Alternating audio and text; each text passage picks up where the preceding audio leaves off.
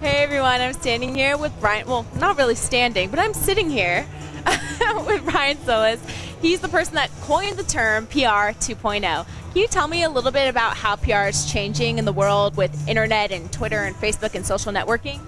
Yeah, how much time do we have? I think the easiest way to sum it up is that public relations operated behind the scenes. We were always responsible for being either handlers or messagists or messagists, that's a word. People responsible for creating the messaging, for the spin, for the speeches, for the press releases, for the story, and then we would feed that to specific individuals who would then use intermediaries to get those stories out in a broadcast fashion, and really essentially kind of like from a top-down approach where people would hear about certain things based on a very well-established process.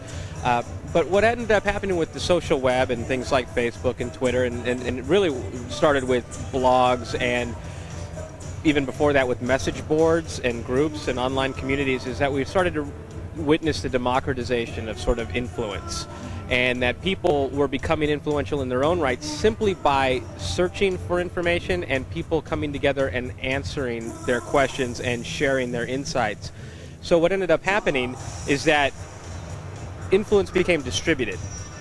And for public relations, in order to have any chance or hope to be part of that process of influence, you can still use your traditional means, but if all of the activity is now taking place over here and they're not paying attention to the old channels or say the existing channels of influence, we would have to then change our focus and our emphasis on where we need to be and how we need to be there.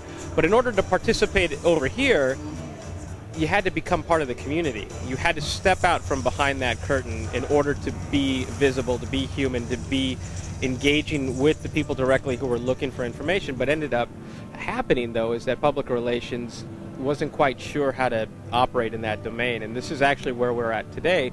Some are figuring out that there is an opportunity here, but they're bringing the same tool sets, the same methodologies, like sending bloggers press releases or sending, pitching journalists on Twitter when they're not necessarily recognizing the true opportunity of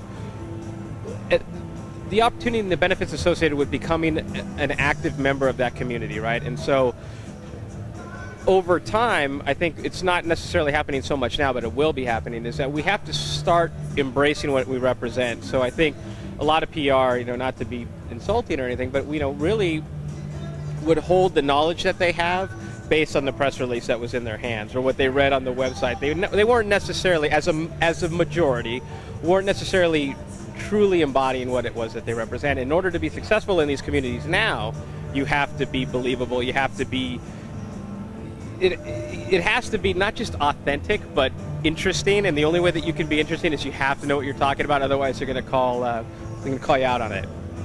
Well, I have a question for you. I feel like a lot of PR in the past is more based on image control, but now with all these people and all these smaller communities and social networking that you're talking about, do you think the whole notion of image control is over with the PR? I don't know, that's a good question. I think the question that I ask companies is, what is that image that you want to portray? Because you do it with everything that you publish and contribute now, right? Every tweet you send, every blog you post, every comment you leave, every video you upload, it starts to, I call it a digital shadow. It starts to put together this notion of who you are.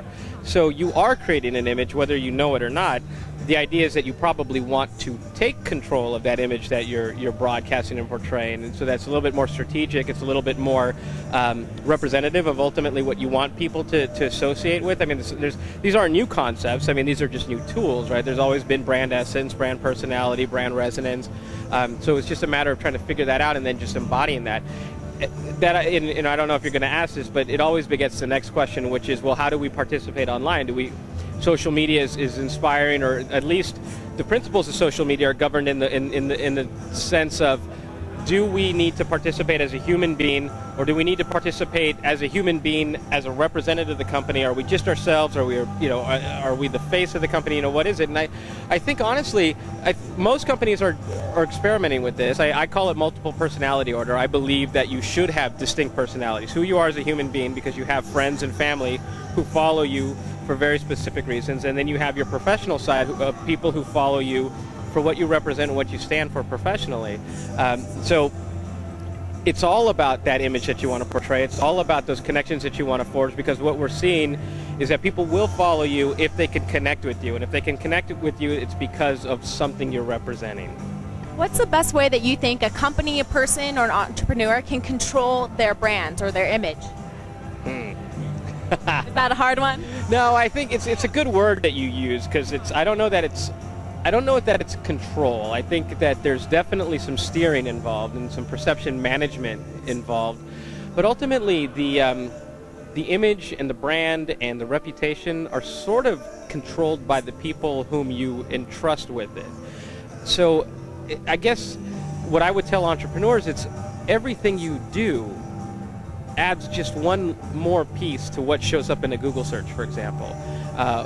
Or if somebody were to do twitter.com/your username and see your last 20, 40 tweets, these are all things that we have to think about, and I'm very mindful of the things that I share online. I want them to basically represent who I am, online and in the real world. So I think entrepreneurs need to think about that. I think we're so excited that we have access to these tools now, and it's appealing to the micro celebrity in all of us. But I think Andrew Keen calls it the great seduction, and I think we have to be mindful of whether or not we might be giving a little too much of ourselves to it. So do you have a blog also? A blog, yes. It's called PR 2.0. It's at briansolis.com, and it is where I share a lot of my observations and analysis based on the work that I do today. Controlled observations. Because you can't tell them everything, can you? Well, I try to give it all away. It's like we were talking about on the music panel, is that the song becomes just the element, the social object to get people sort of discussing in the dialogue together and becoming a hub of a greater community. So I use my content and my experiences, I give it away to build sort of a knowledge network of people coming together and sharing ideas. Well, thank you so much for speaking with us. Thank you.